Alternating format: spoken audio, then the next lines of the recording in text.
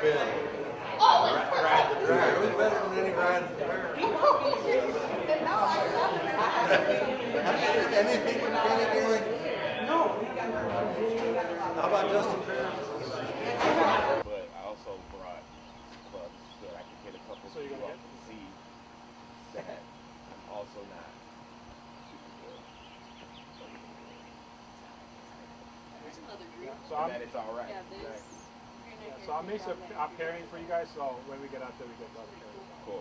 And so then what we're going to do when we tee off one, we're going to tee off up top just because it's picturesque. We want to get some photos of you guys teeing off there, but then we'll tee off the whites after that. And then also they gave us a wider tee time range. They gave us a lot of slots, and so we'll have time to really play out the game. So although we still want to consider pace of play, right? That's something that's very important, but we want you all to be getting putting done on every hole, right? Taking your time. So, if we need to do ball drops, then we'll be doing a stroke penalty. You all know what that means? Yeah. Okay. So that's what you think. Let's just do circle 10. That might just be easier than trying to make them do all that. But they can cut it out. But let's just do circle 10. So can you tell them what that means? They might not know. So let's say, if you get to your 10th stroke, pick it up and put a 10 on your scorecard and just circle it, but I want you to still put it on the front of the green and just try to cut it out. Does that make sense? Actually, do it the other way we did. Because we did in high school. So the best way is actually if you hit your 7th shot and you're not on the green, bring it up and then chip it on and try to cut it. Because we don't want them to just go to cutting. We have to get to the chipping area. So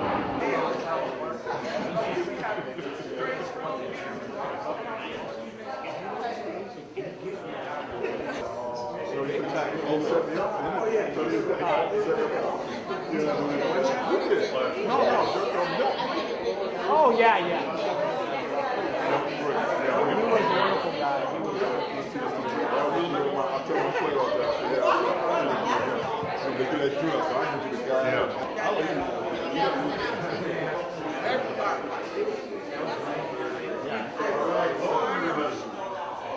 This incredible day. I can't express how much this means to me and to the Park Group and me personally too, but thank you for being here today. Just so I'll introduce myself, my name is Bangoura. I'm the superintendent for the Minneapolis Park and Recreation Board, and I have the absolute privilege of standing in front of you today on this historic and really beautiful day. And we couldn't ask for a nicer day out there, right? It's pretty impressive. It was meant to be. I want to first by saying, I'm going to look at my notes for just a moment because I want to make sure I don't get things wrong as far as introductions, but I want to first express my gratitude for last year's or our previous board in really naming this clubhouse after Solomon Hughes Sr. Clubhouse. And with gratitude, I know at the time Vice President Vetaw, but of course our city councilman is here, from our other board, yes. And their foresight to really understand the importance of this, and so with gratitude to our police board, thank you for what they did and to get us here today. Very grateful. I also like to express a real deep gratitude to the park staff that have worked with the Hughes family and the Minnesota American Heritage Museum and Gallery to create this external roadside and building signs and the internal displays that you see here today in the clubhouse that highlights Solomon Hughes Sr.'s legacy and contributions and other black golfers in integrating the game. I want to make sure I was very clear about that. So, and it's just great to see these up here. If you read through these, it's just a piece of it, but it's so important to see, and I think it just really looks great. And I think Tina's here somewhere. There she is, Tina Burnside, so let me recognize this. I want to recognize Solomon Hughes Jr. and Tina Burnside, co-founders of the Minnesota African American Heritage Museum and Gallery, and curator of the indoor displays in the clubhouse. So thank you very much for your work, and they look wonderful. All right, that was my notes here, so I'm going to put this down here for a moment, but I just want to say personally what this means to me today. I was talking earlier on a Zoom call, And I remember as a young person in my experience, I'm a tennis player, so I played tennis my whole life. And I was, my brother and I were two black boys, African-American boys playing tennis in the Midwest. We started playing tennis in Milwaukee, and we played tennis when we got here. I was 12 years old.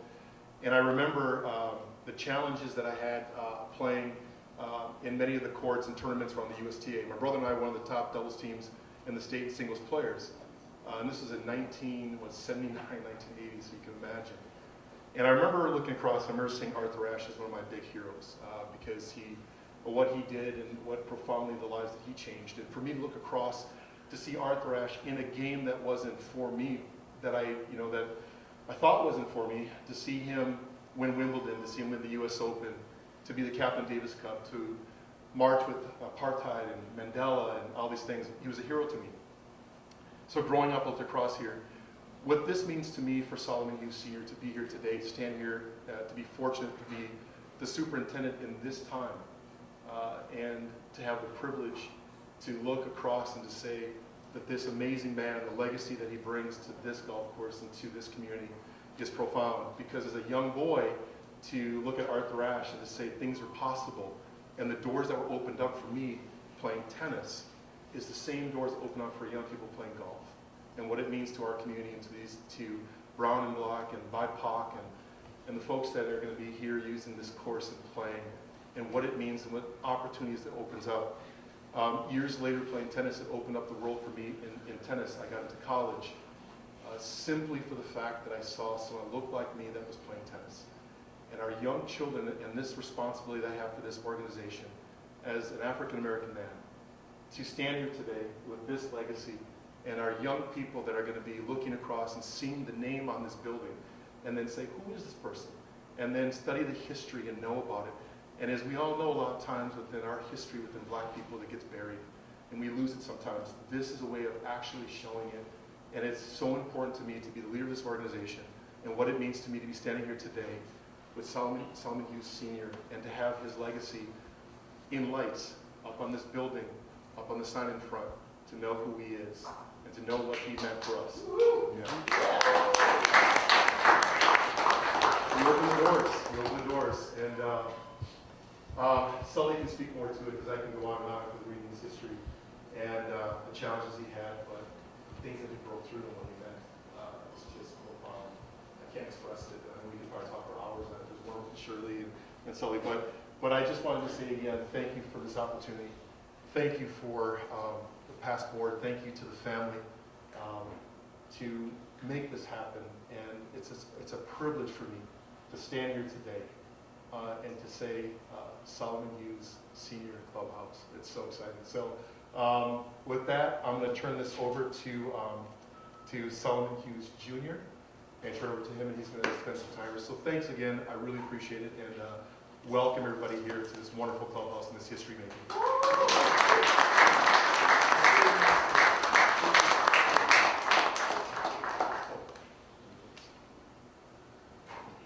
It's a little height difference. Is that good? Yeah. Well, a little bit high. I think so. All right. All right. Good morning, everyone. My name is Solomon Hughes Jr. I'm the only son of Solomon Hughes Sr., who sometimes went by Saul. I go by Solly, S-O-L-I, and I'm the youngest member of the Hughes family. I'd like to take a moment here to acknowledge the rest of the family and tell you a little bit about them. My mother was Bessie Hughes. She was a school teacher and a pianist, born in Birmingham, Alabama. She passed in 2006. My oldest sister was Antoinette A. Hughes, who went by Tony. She was the first black weather reporter on channel WTCN, which later became Carol Levin. My second oldest sister is Joyce A. Hughes. She is a retired law professor. She was the first black woman to receive her JD law degree from the University of Minnesota. She's also the first black woman and the first woman to teach as a professor. The youngest of the daughters is Shirley J. Hughes. She is a retired corporate officer, senior vice president for Ceridian Control Data. She is the first woman in 150 years to chair the Board of Trustees for Johnson C. Smith University in Charlotte, North Carolina, which is an HBCU university, which means Historically Black College University. She and Martha Arredondo, which I don't know who's here, but they formed BWOC, BWOC, stands for Black Women on Course, Black Golf Organization. And she also, Shirley, is an avid golfer in her own right. My wife is Mary Langamo Hughes. She is a retired school teacher. We have one son, our only son. He is Solomon Hughes III, and he goes by the name of Chaz, C-H-A-Z. I'd like to take a moment here, and on behalf of the family, we're excited to acknowledge this tribute to my father, Solomon Hughes Sr., as a professional golf champion, as a pioneer in black golf rights here at Hiawatha and nationally, and as a dutiful father and family man. So I'd like to take extended time here and give you some of the inside story of his life and career, as if you were walking alongside him, or if he was sitting right here and he was talking to you, as all of us in the Hughes family have done with him many, many times before. So let's start at the beginning. It is April 15th, 1908. My dad is born in Gadsden, Alabama. His father passes when he's 7, very young. My dad grows up in very modest means. Eventually he gets a job as a caddy at the Gadsden Country Club, carrying the bags, and I mean carrying the bags for the rest of the golfers. Eventually he's promoted to master caddy, which for everybody that means he's head of all the caddies.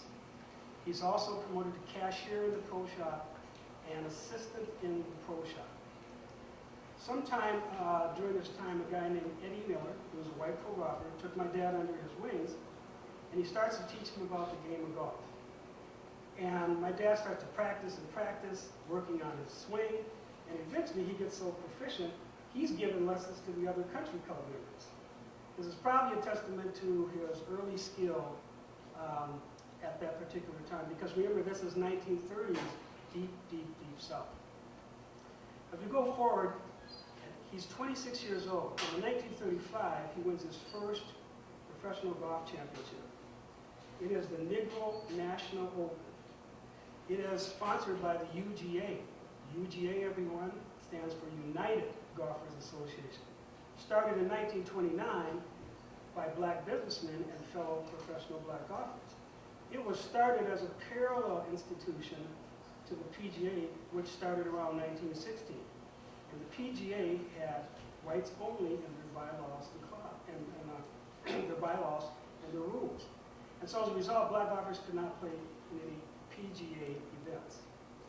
Also during this time, Joe Louis, the heavyweight champ, and Sugar Ray Robinson, the heavyweight champ, became stationed in Gadsden.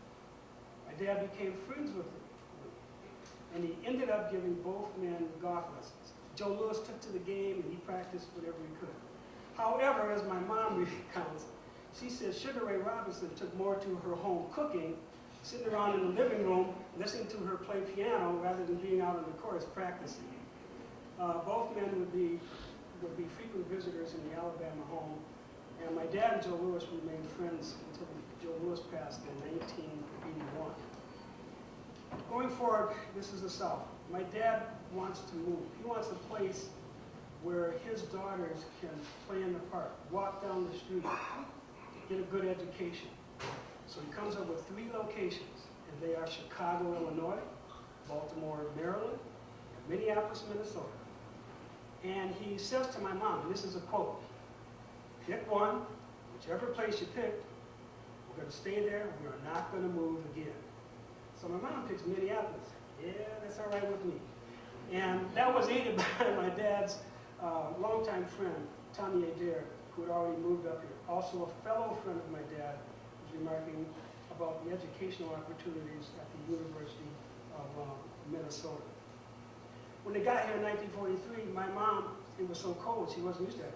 She thought she had made a really bad mistake and was almost in tears. My dad thought he would have greater opportunities here. But remember, we still have the PGA whites-only rule for events. And many of the private clubs here have unwritten rules about allowing black golfers on the course or for membership. As we go on, he did find a home here at Hiawatha. This place was 2 miles from our Minneapolis home, which was on the 3700 block at 4th Avenue. We were in the middle of the block, so guess what? We were 2 or 3 houses down from the Young Brothers Barber Shop. We were 1 block around from Bryant Junior High, where my mom ended up teaching Black history. Warrington Elementary was right behind our house, and I used to crawl into the fence to get to school. Very easy. And 2 blocks down the road was Minneapolis Central High School, where Tony, Joyce, Shirley, and I graduated from. So in this sense, my dad got one of his first wishes. He ended up supporting the family by working at Burlington Northern Railway. My mom held down the fort cooking. She made sure that we spoke properly, dressed properly, and that we treated everybody, regardless of the race, respectfully. But she said we would stand up to any kinds of discrimination whenever and wherever we could. As we go to 1945, my dad's at the top of his game. And it's represented over there in the Solomon Hughes Sr. Championship wins. In 1945, he wins 3 tournaments. And they are the Joe Louis Open in Detroit, Michigan. They are the Midwest Open, Toledo, Ohio. And they are the Des Moines Open in Des Moines, Iowa. And during this time, he used this vintage bad boy cart, which has an airplane suspension, kind of wheels that folded out. They're a lot different now. And this is the bag that he used for most of those tournaments in the 40s. Also, when my dad was getting ready for a tournament, and he might be practicing, he came dressed. Dress pants, classic black and white shoes, either ones you see in the picture, polished to the T, and he wore a short sleeve shirt or a long sleeve shirt with a little tie stuck inside. And we used to say, "Dad is clean." Sorry. Well, for you, that means he's very well dressed. And this is a mantra that he followed all the way through his life.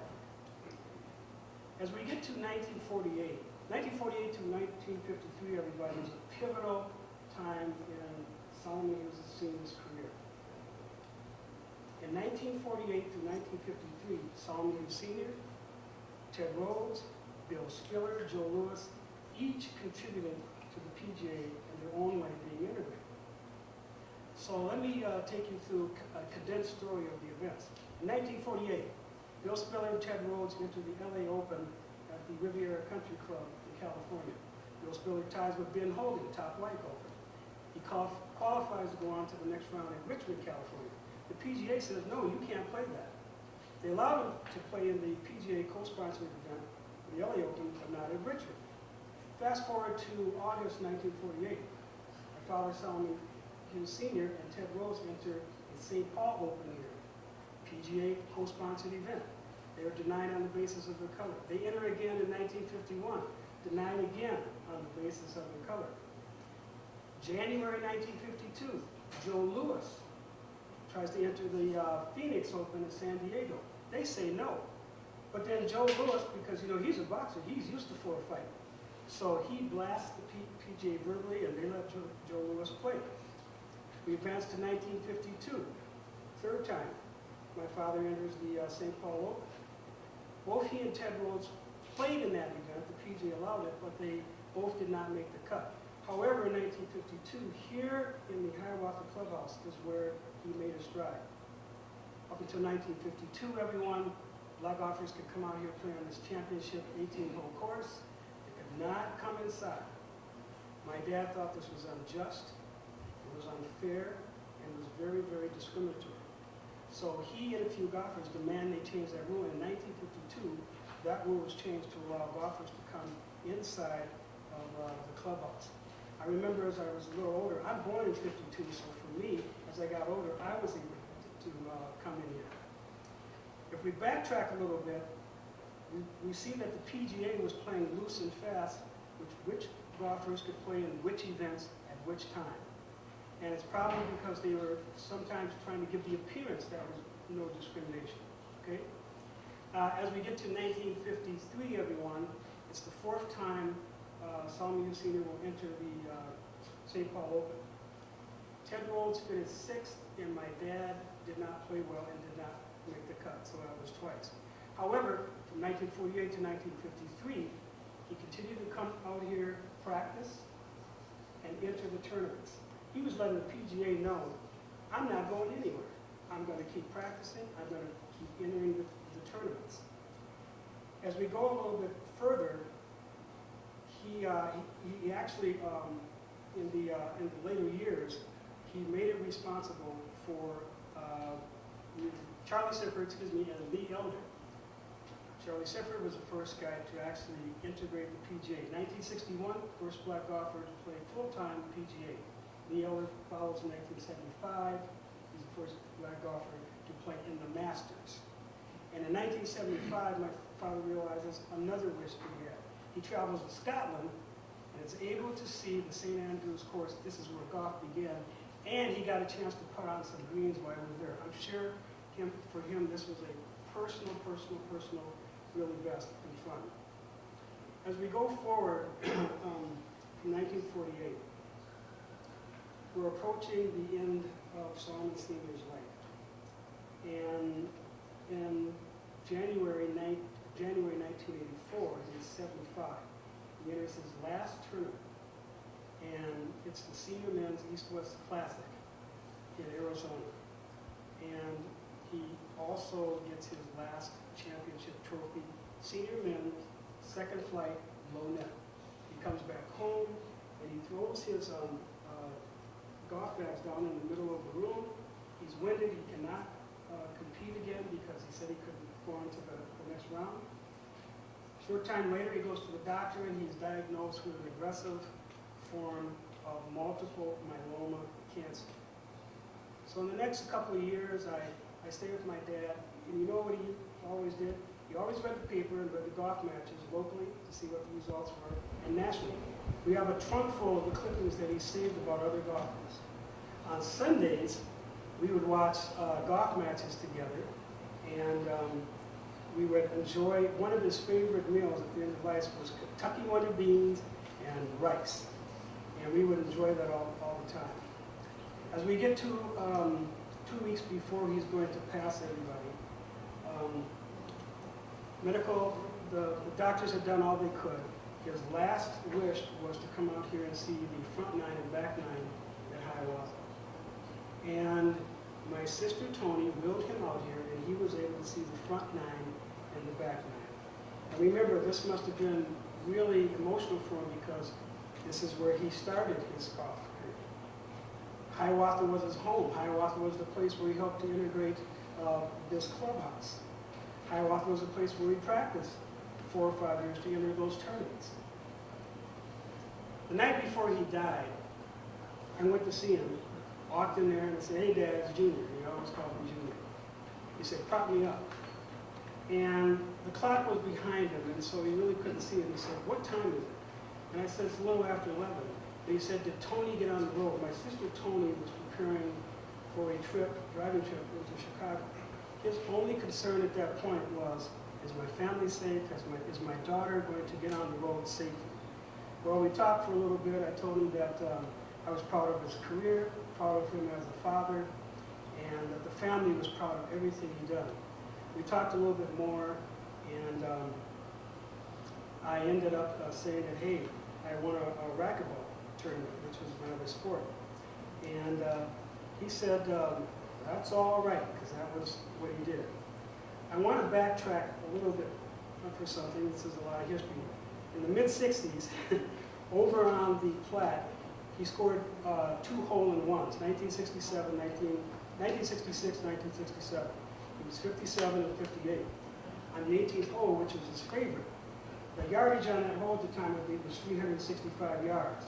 So that's kind of that's a sizable hit. He also took me under his wings to try to teach me the game, but I didn't take to it. I felt the grip was awkward, and when I tried to swing correctly, it was still awkward. And I told my dad, this takes a long time to play. And he said, "Junior, if you hit the ball right, it'll take a shorter time." So, anyway, problem solved. My sister Shirley was here, though, did take to the game, and he gifted her a nice set of clubs. And she was able to join a private club and be on a league. Something my dad couldn't do, and I'm sure we've talked about this, my sister and I, that he would have been very proud and happy for her to do that. I did, however, gravitate to another sport. It was speed skating. And I became the first black speed skater in Minnesota. Skated for Winnell Powderhorn Speed Skating Club.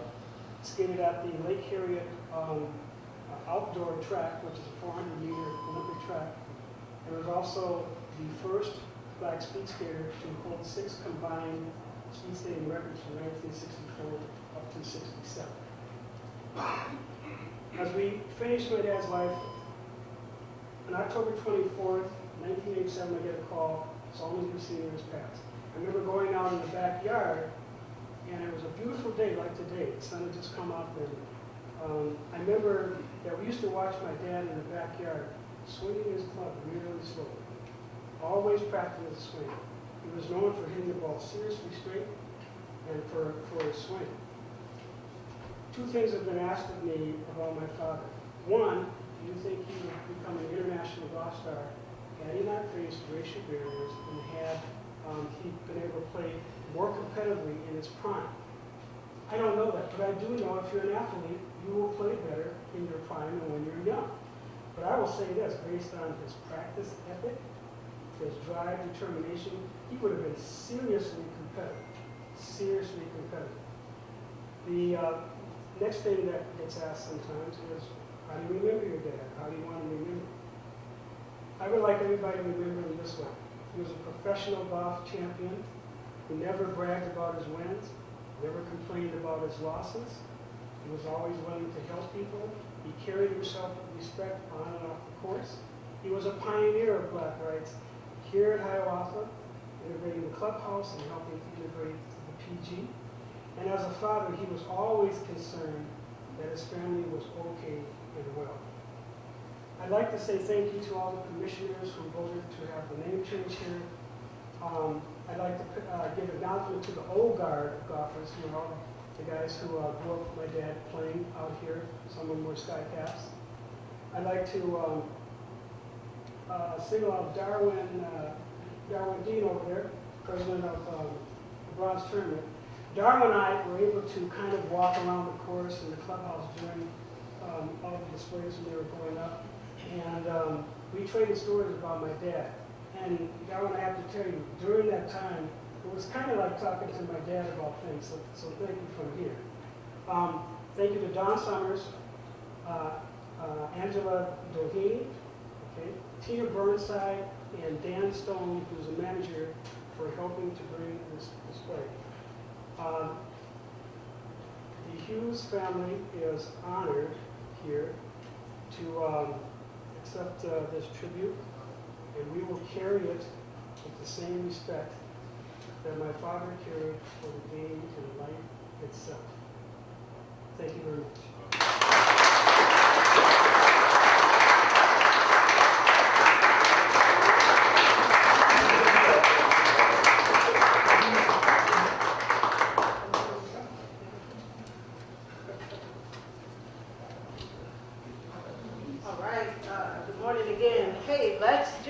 Another moment to just recognize the remarkable legacy of Mr. Hughes. Like, what an honor. So just one more time, if we could just give it up for the family.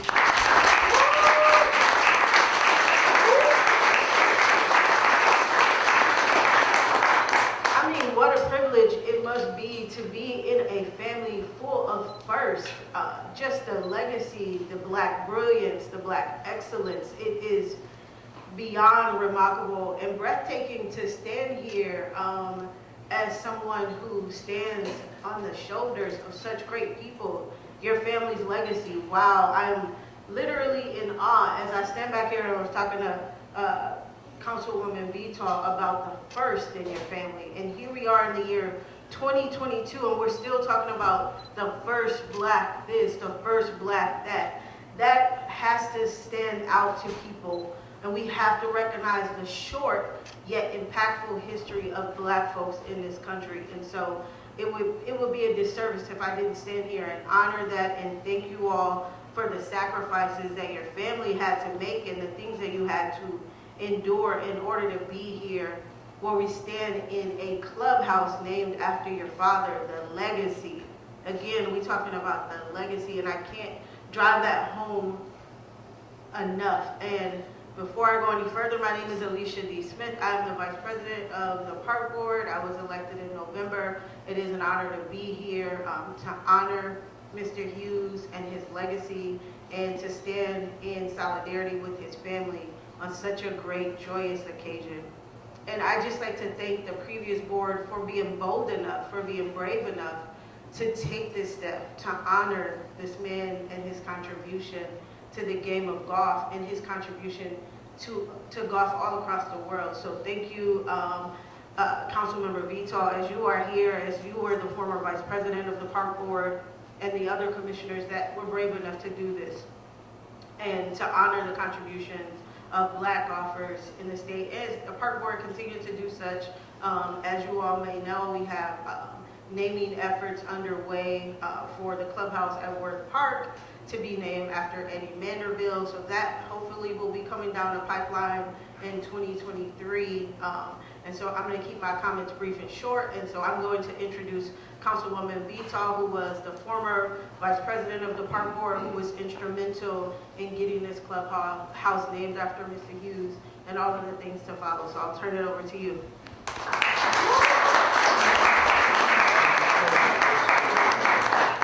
Good morning. Instrumental, that's a little strong. But I am so happy to be here today. Thank you, Shirley. Thank you, Sally, for inviting me. You know, we met a year ago to talk about this, and I could have not foreseen what we would be looking at today. It's pretty amazing that we all get to share in the glory of your father and of your family, of your legacy. I also want to thank the previous board. This was a unanimous vote. This was a no-brainer for my colleagues on the park board, that at that time we had to honor the legacy of your father. I spent some time with you two, learning more, and what a remarkable story, what a remarkable history your family has. It leaves in this space. I think it's super, super awesome that on this day, in this time, that we're honoring him in this way, you know, with this name change. Commissioner Stephanie Musich is the one who told me about your father, and I learned more about his history because of another park commissioner, and so I'm thankful that I learned about his legacy here. I also want to say we can't stop at the name change. This is one part of history that we're preserving, but this golf course, this entire golf course, is a part of his legacy. Yes.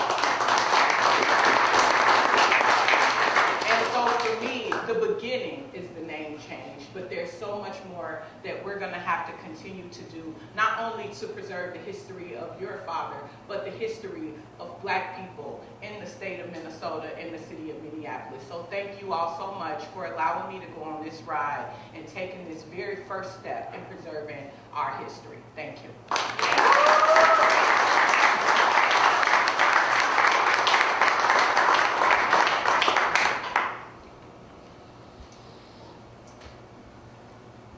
Megan's going to say something, but I forgot to mention some very important members of my family that are here.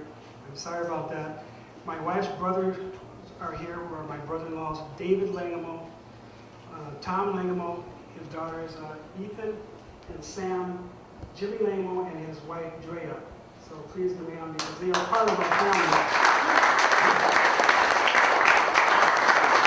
They're representing my wife who could not be here due to her health issues. I'm going to be really brief. I'm Greg Jamil. I'm Program Director with Solomon Hughes Sr. Golf Academy. This is a program that was founded a couple years ago, inspired by Solomon's story and legacy. And so I'm just truly honored and grateful to be here today and to just bask in the glory and Black excellence that is the Hughes family. When you hear about legacy that he has created for his family, his children, and you see how they've been able to take things to the next level.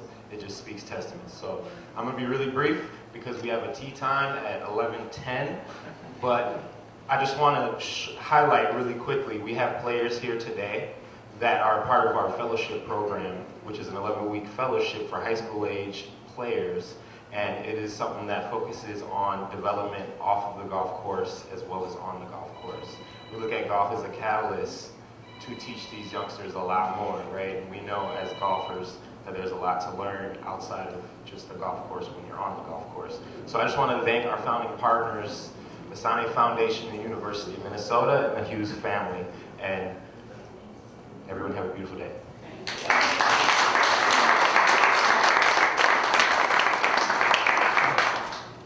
Yet again, and this is very important, I wanted to mention that Tony, your former husband, Robert Allen, who's here, had 2 kids. I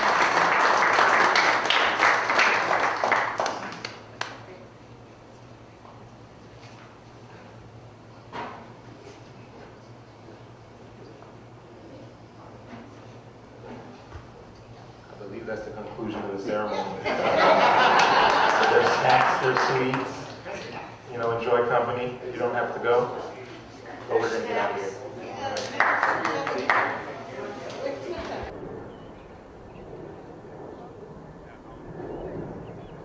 One more. There we go. It'll be on the museum's website so you guys can see it. Thanks a lot, you guys. Appreciate it. Have a good day. Excuse me. Are we right here? 1, 2, 3. Okay, yeah. Yeah, don't, yeah. There we go.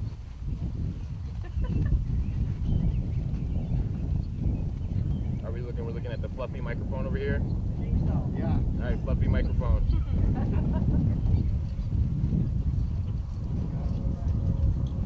Okay.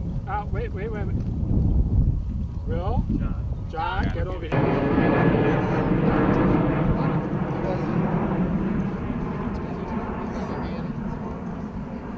You're not going to be in it? Sir? Right here, one last one. Really? Because you all are so photogenic, they gotta get a lot of pictures of it. Thank you. Thank you guys. All good. So now let's everyone.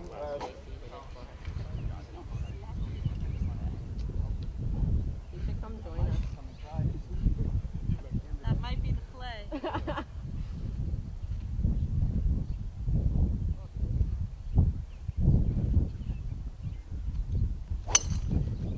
That's not where we are. Yeah. Ooh, nice. I heard everybody get so quiet. I was like, no, keep talking, everybody. I was like, there's better things to pay attention to.